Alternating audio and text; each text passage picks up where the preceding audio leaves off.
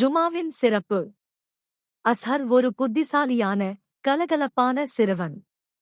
ஒரு வெள்ளிக்கிழமை காலை அவன் பள்ளிக்குச் செல்ல தயாராக இருந்தான். அப்போது அப்பா கூறினார், இன்று ஜுமா, நம் மார்க்கத்தில் ஒரு சிறப்பு நாள்.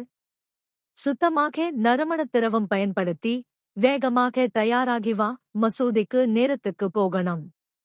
அஸ்ஹர் உடனே குளித்து தூய ஆடை அணிந்து அப்பாவுடன் மசூதிக்கு சென்றான்.